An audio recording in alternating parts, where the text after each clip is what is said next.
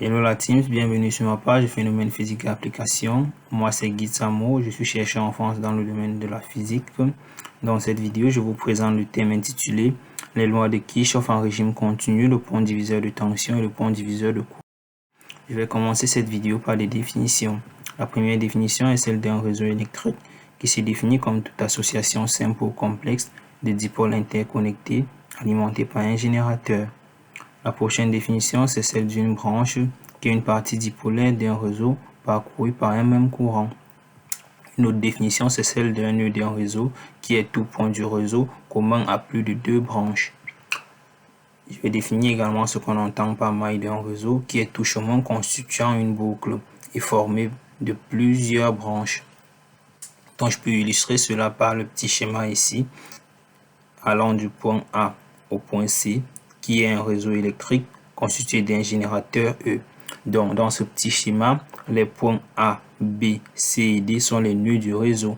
Et comme branche, on peut avoir de A à C, de A à B par exemple, de B à D par exemple. Et comme boucle, on peut avoir la première boucle ici, maille 1, la deuxième boucle ici qu'on appelle la maille 2, et la troisième boucle ici qu'on appelle la maille 3. On peut également définir une autre maille qui part du point A au point C et qui est constituée des résistances R2, R3, R5 et R1. Donc, je vais continuer cette vidéo par les lois de Kirchhoff. Donc, la première loi de Kirchhoff. Bon, avant la première loi de Kirchhoff, je vais définir ce qu'on entend par loi de Kirchhoff. Donc, les lois de Kirchhoff sont des lois qui permettent de déterminer certains paramètres d'un circuit. Donc, la première loi de Kirchhoff, c'est la loi de Kirchhoff des nœuds qui dit que la somme des intensités des courants entrant dans un nœud est égale à la somme des intensités de courants qui sortent de ce nœud. Donc, on n'a pas d'accumulation de charge. Donc, on peut illustrer cela par le petit schéma ici. On a en N là notre nœud. On a les intensités I1, I2 et I3 qui entrent dans le nœud et les intensités I4 et I5 qui sortent du nœud. Donc, on va écrire notre loi de Kirchhoff. I1 plus I2 plus I3 est égal à I4 plus I5. Donc, la deuxième loi de Kirchhoff est la loi de Kirchhoff des mailles qui dit que la somme algébrique des différences de potentiel ou tension le long d'une maille quelconque est nulle. Donc, on peut illustrer cela par ce petit schéma-ci constitué des tensions U1, U2, U3 et U4.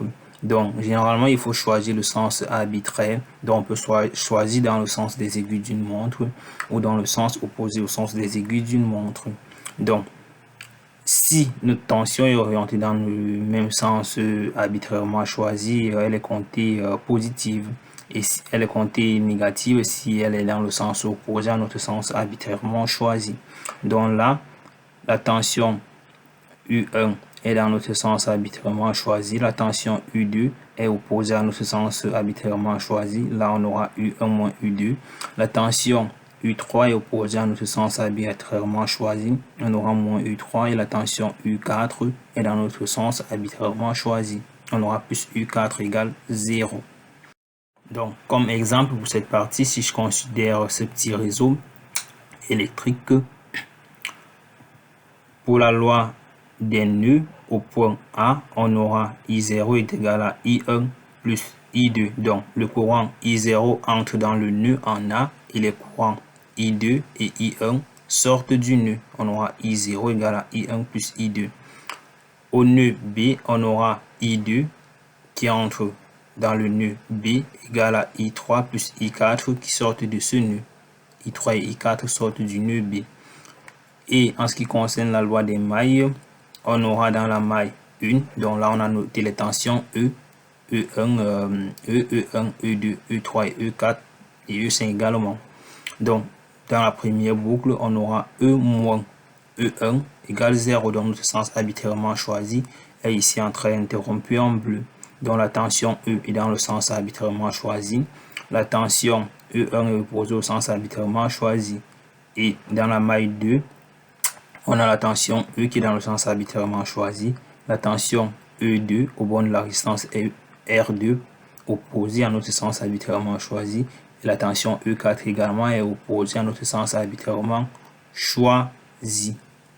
Puisque la tension sur la résistance 4 est opposée au sens du courant, donc elle est opposée, bel et bien opposée. Dans la maille 3, on a notre tension E4 qui est dans le sens arbitrairement choisi, notre tension E3 opposée et notre tension E5 opposée à notre sens arbitrairement choisi. Par la suite, je vais passer au pont diviseur de tension. Donc, c'est quoi le pont diviseur de tension? C'est un pont de 2 résistances placé en série et alimenté par un générateur de tension parfait, dont les 2 résistances sont ainsi parcourues par le même courant. Donc, on peut illustrer cela par le petit schéma à gauche là. Un générateur de tension parfait et les 2 résistances de tension U1 et U2. Donc, le circuit étant en série, la tension du générateur est égale à la somme des tensions. Donc, E est égal à U1 plus U2. Donc, en utilisant la loi d'Ohm, on a U1 qui est égal à R1 grand I et U2 qui est égal à R2 grand I, ce qui nous permet d'avoir l'intensité de courant I est égal à E sur R1 plus R2. Donc, la tension au bord de la résistance R2 vaut, par définition de la loi d'Ohm, U2 est égal à R2 multiplié par I. Et si on remplace I par E sur R1 plus R2, on a U2 est égal à R2 sur R1 plus R2 multiplié par grand E. Donc, on peut généraliser le pont diviseur de tension par U indice petit I est égal à R indice petit I multiplié par l'intensité du courant grand I, qui est égal à R indice petit I divisé par la somme des résistances multipliée par la tension du générateur. Donc, il est important de noter ici que le pont diviseur de tension s'applique lorsque les 2 résistances sont parcourues par le même courant, c'est-à-dire les 2 résistances sont en série. Passer par la suite au pont diviseur de courant. Donc, c'est quoi le pont diviseur de courant? C'est un pont de 2 résistances placées en parallèle et alimenté par un générateur de courant parfait. Donc, les 3 dipôles sont soumis à la même différence de potentiel U. Nous sommes dans un circuit en parallèle, donc la tension est la même dans toutes les branches de notre circuit. Donc, si je considère le petit schéma à gauche, j'ai le générateur de courant, j'ai la résistance R1 et R2 qui sont en parallèle et qui ont une même tension U, mais qui ont des courants I1 et I2 différents. Donc, je considère ce schéma-ci, la tension U, étant donné que mes 2 résistances R1 et R2 sont en parallèle, la résistance équivalente, l'inverse de la résistance équivalente va s'écrire comme l'inverse, la somme des inverses des résistances R1 et R2. Et ma résistance équivalente va finalement me donner R1 fois R2 divisé par R1 plus R2. Donc ça, c'est la résistance équivalente de ce circuit-ci. Donc en appliquant la loi d'Ohm, à ce niveau-ci, j'ai U est égal à R équivalent, qui est toute cette partie-ci, multipliée par I. Donc par conséquent, l'intensité I1 au bord de la résistance R1 en utilisant la loi d'Ohm, ça me donne U sur R1 et en remplaçant U par cette valeur-ci, ça me donne R2 sur R1 plus R2 multiplié par I. Si j'applique également la loi de Ohm au bord de la résistance R2, j'aurai I2 égale U sur R2. Donc en remplaçant U par sa valeur-ci, j'obtiens R1 sur R1 plus R2 multiplié par I. Donc, merci d'avoir suivi cette vidéo. N'oubliez pas de liker la vidéo, de vous abonner aux pages YouTube et Facebook Phénomène Physique et Applications. Et laissez également en commentaire le thème que vous aimeriez que j'aborde dans la prochaine vidéo. Ciao!